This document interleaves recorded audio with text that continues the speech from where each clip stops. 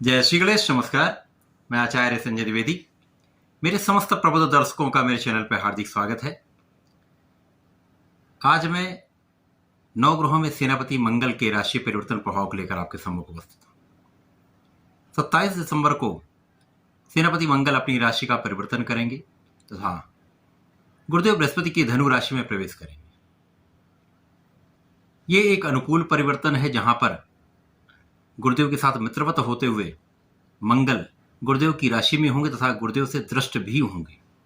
गुरुदेव की दृष्टि प्रभाव में रहेंगे, जिसके कारण मंगल का बल बढ़ जाएगा। मंगल सेनापति हैं, गुरुदेव बृहस्पति देव गुरु हैं। जब मंगल का राशि परिवर्तन धनु राशि में होगा तो वहां पर पहले से ही सूर्यदेव का राशि परिवर्तन हो चुका होगा, जहां पर मंगल और सूर्य का एक महापराक्रमी योग बनेगा, जहां पर गुरुदेव की दृष्टि का प्रभाव इस योग को महाबलवान कर देगा, जिसके कारण मंगल के बल में वृद्धि हो जाएगी। जहां पर राजा का बल मिलेगा, सामर्थ्य मिलेगा, गुरु का प्रभाव मिलेगा, मंगल की सामर्थ्य, मंगल की क्षमता, मंगल की ऊर्जा का प्रवाह एक संपूर्ण रूप से समस्त राशियों को विशेष रूप से लाभान्वित करने वाला है। एक सकारात्मक परिवर्तन जो आपके लाभ में वृद्धि करने वाला है। कहीं न कहीं ये आपके जिस भाव में होंगे उस भाव की वृद्धि करेंगे, एक विशेष लाभ देने वाले। परंतु अलग अलग राशियों के लिए ये परिवर्तन अलग अलग भाव में बनेगा, जिसके कारण अलग अलग परिणामों की प्राप्ति भी होगी। आज मैं मकर राशि के लिए मंगल के राशि परिवर्तन का क्या प्रभाव मिलेगा, किस प्रकार के लाभ मिल सकते हैं, कौन सा भाव प्रबल होगा, कहाँ कितना लाभ ले पाएंगे, कहाँ पर समस्या आ सकती है, उसका क्या निराकरण है, संपूर्ण विश्लेषण मैं पूर्ण तर्क के साथ करने जा रहा हूँ।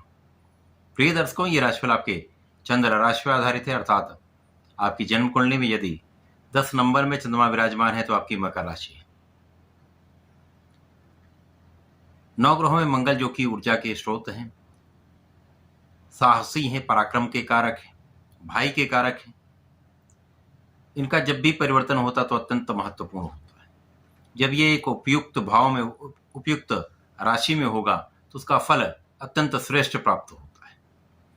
परंतु ये अलग अलग राशियों के लिए अलग अलग भाव में बनेगा, उसी के अनुसार ही परिणाम की प्राप्ति होती है। यदि ये त्रिक भाव में बनता तो उतना अच्छा परिणाम प्राप्त नहीं हो पाता है। मकर राशि के लिए यदि हम स्थितियों का अवलोकन करें तो मंगल यहाँ पर आपके चतुर्थ भाव के स्वामी हैं तथा आपके लाभ के स्वामी। सुखेश लाभेश का गोचर आपके द्वादश भाव में हो रहा है। निश्चित रूप से ये एक निर्बलता का भाव है, जहां पर ये व्यय का भाव है, उसी प्रकार से त्रिक भाव है, जहां पर डेप्रिसिएशन का भाव है। तो जिस भाव के स्वामी मंगल है उन भावों का ये क्षय करेंगे, तो निश्चित रूप से यहाँ पर सुखों के होते हुए भी आप सुखों का उपभोग उतना नहीं कर पाएंगे। यदि आप सुख साधन लेना चाह रहे हैं, सुख साधनों की प्राप्ति चाहते हैं, तो उनमें कहीं ना कहीं कुछ अवरोध अथवा समस्या आ सकती है। इसी प्रकार से आपके इनकम में कहीं न कहीं से एक निर्बलता का योग बन रहा है। यद्यपि जो लोग विदेश में रहकर कार्य करते हैं उनके लिए कुछ अच्छा समय है, जहां पर ये एक अच्छा लाभ प्राप्त कर सकते हैं, उनके आय में वृद्धि का योग है। परंतु मंगल जब आपके द्वादश भाव में होंगे तो एक अस्थायी रूप से लेकिन मांगलिक दोष का निर्माण होता है। मांगलिक दोष के कारण कहीं ना कहीं जीवन साथी के साथ सामंजस्य में समस्या आएगी, आपसी प्रेम संबंधों में एक क्लेश की स्थिति उत्पन्न हो जाती है। मंगल जब द्वादश भाव में होंगे तो इनकी प्रथम दृष्टि का प्रभाव आपके पराक्रम के भाव पे होगा। यद्यपि मंगल पराक्रम के ही कारक हैं, तो यहाँ पर कहीं न कहीं से ये आपको सहयोग दिलाते रहेंगे। भाई बहनों का सहयोग आपको प्राप्त होता रहेगा, अच्छे मित्रों का सहयोग प्राप्त होगा। परिश्रम आप उतना नहीं कर पाएंगे, जिसके कारण आपको कार्यक्षेत्र में उतना लाभ नहीं मिलेगा। मंगल का प्रभाव आपके षष्ठम भाव पर है, जिसके कारण ऋण वृद्धि हो सकती है, आपके शत्रुओं पर आपकी विजय प्राप्त होगी। परंतु यहाँ पर वाद विवाद की स्थिति बनती है, यहाँ पर लड़ाई झगड़े की संभावना बढ़ती है, क्योंकि मंगल वाद विवाद के भी कारक है, लड़ाई झगड़े के भी कारक है। तो यहाँ पर आपको पूर्णतया इन वाद विवाद से, लड़ाई झगड़े से बचना ही होगा। जब तक मंगल का गोचर आपके द्वादश भाव में है, इन स्थितियों से बचें। बचाव ही सर्वश्रेष्ठ उपाय है।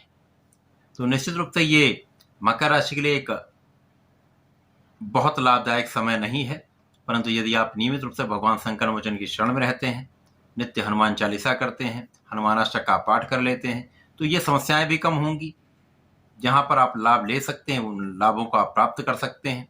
आपके मन का जो क्लेश है वो भी शांत होगा, तो आप एक अच्छा निर्णय भी ले पाएंगे। तो ऐसा करके इसका लाभ लें। धन्यवाद। नमस्कार।